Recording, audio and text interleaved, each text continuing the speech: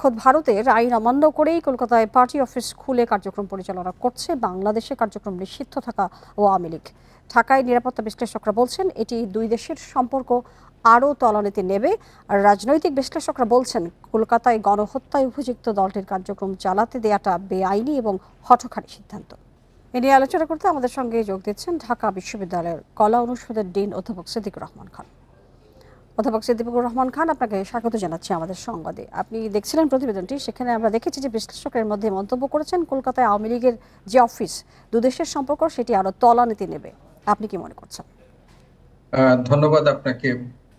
আমরা জানি যে একটি ছাত্র জনতার গণ অভ্যুত্থানের মধ্য দিয়ে প্রধানমন্ত্রীর পালিয়ে পার্শ্ববর্তী দেশ ভারতে আশ্রয় নেওয়ার সাথে সাথে আওয়ামী লীগের মন্ত্রী পরিষদের সাবেক সদস্য সহ সংসদ সদস্য এবং শীর্ষ নেতাদের অনেকেই ভারতের কলকাতা সহ বিভিন্ন দিল্লি সহ বিভিন্ন জায়গায় তারা আশ্রয় নিয়েছে।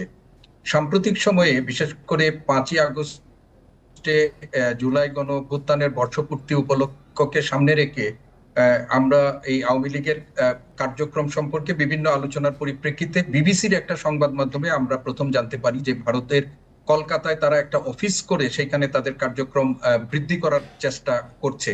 আজকে মানব জমিন পত্রিকায় এই ব্যাপারে একটা রিপোর্ট তারা করেছে এবং মানব জমিনের অনুসন্ধানী রিপোর্টে বলেছে যে বিবিসিতে যেখানে বা বিদেশি সংবাদ মাধ্যমে যেখানে আওয়ামী লীগের অফিসের কথা বলা হয়েছে সেখানে তারা অনুসন্ধান করেছেন এবং সেখানে এই ধরনের কোন অফিসের অস্তিত্ব তারা খুঁজে পাননি।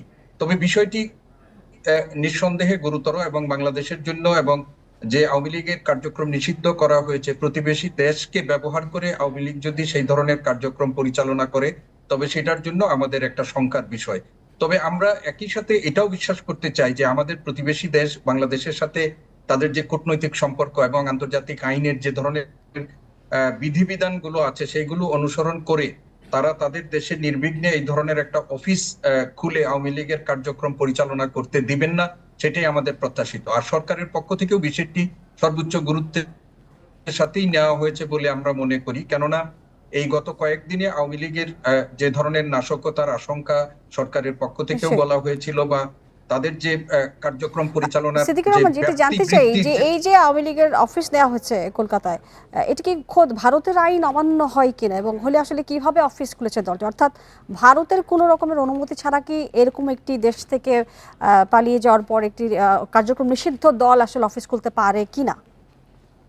দেখুন, এটি আমরা মনে করি যে অফিস খুলেছে কিনা সেটা আজকে মানব জমিন বলেছে যে তারা নিশ্চিত হতে পারেনি। যদি খুলে থাকে তাহলে আইন তো আছে অবশ্যই, আইনের সাথেও দুই দেশের সম্পর্ক নিয়ন্ত্রণে মানে স্বাভাবিক রাখার জন্য ভারত সরকারের বা কলকাতার পশ্চিমবঙ্গ সরকারের এই ধরনের কার্যক্রম পরিচালনা করার সুযোগ দেওয়া সেটি আমাদের সম্পর্কের ক্ষেত্রে আরো নেতিবাচক প্রভাব ফেলবে। আমরা মনে করি যে আইন তো তাদেরকে মেনেই চলতে হবে। আমরা শুনেছিলাম দিল্লিতে তারা একটা প্রেস কনফারেন্সের চেষ্টা করেছিল, সেটাও ভারত সরকারের অনীহার কারণে সেটি করতে পারে না।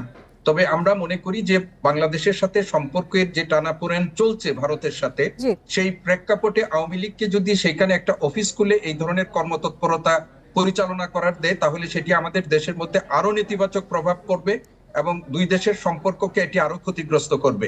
এবং আমরা মনে করি যে এই বিদ্যমান বাস্তবতায় ভারত সরকার সেই দিকে যাবে না এবং যদি তারা কোনো তৎপরতা চালানোর চেষ্টাও করে সেই ক্ষেত্রে ভারতীয় আইন শৃঙ্খলা রক্ষাকারী বাহিনী এই ব্যাপারে কার্যকর ব্যবস্থা গ্রহণ করবে। আমরা দেখছি যে সরকার বলছে যে তারা দেশের বাইরে আওয়ামী লীগের কার্যক্রম নজরে রাখছে। আমরা প্রেসিডেন্ট এর বক্তব্য শুনেছি। বিদেশে দলটির কার্যক্রম কিভাবে নিয়ন্ত্রণ করা সম্ভব? আর একটি দল তাদের কার্যক্রম বাংলাদেশে নিষিদ্ধ, তারা দেশের বাইরে কি করলো না করলো সেটাকে গুরুত্ব দেওয়ার কোনো বিষয় আছে আসলে?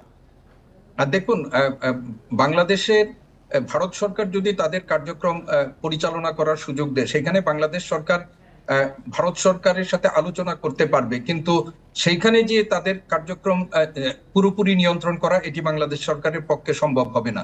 সেই ক্ষেত্রে বাংলাদেশ সরকারের যেটি আমাদের কাছে মনে হয়, যেহেতু বাংলাদেশে তাদের কার্যক্রম নিষিদ্ধ এবং গণহত্যার জন্য আওয়ামী লীগের প্রধান শেখ হাসিনা সহ আরো অনেকের বিচার কার্যক্রম শুরু হয়েছে এবং সেই কারণে এই রাজনৈতিক দলটি যেন তাদের কার্যক্রম সেখানে পরিচালনা না করতে পারে সেই জন্য সরকারের সাথেই ভারত সরকারের সাথে আলোচনার মাধ্যমে সেটি নিয়ন্ত্রণের ব্যবস্থা করতে হবে।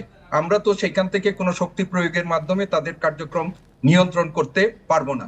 তবে সেই ক্ষেত্রে সরকারের আমরা যেটা মনে করি যে নজরদারি অবশ্যই রাখতে হবে, এবং সেই ধরনের কোনো ঘটনা যদি তারা করতে চায় এবং সংঘবদ্ধ হতে চায় বা ভারতকে ব্যবহার করে বাংলাদেশে কোনো অস্থিতিশীল পরিস্থিতি তারা তৈরি করতে চায়, রাজনৈতিক অস্থিরতা তৈরি করতে চায়, তাহলে সেইটার প্রতিবাদ করা এবং প্রতিকার চাওয়া ভারতের কাছে বাংলাদেশ সরকারের অধিকার আছে, এবং বাংলাদেশ হ্যাঁ, সরকার ঠিক সেই এই কাজটি প্রসঙ্গে আপনার করবে। কাছে জানতে চাই যে এই মুহূর্তে আসলে সরকারের পক্ষে আসলে কি করণীয় ওই প্রসঙ্গে?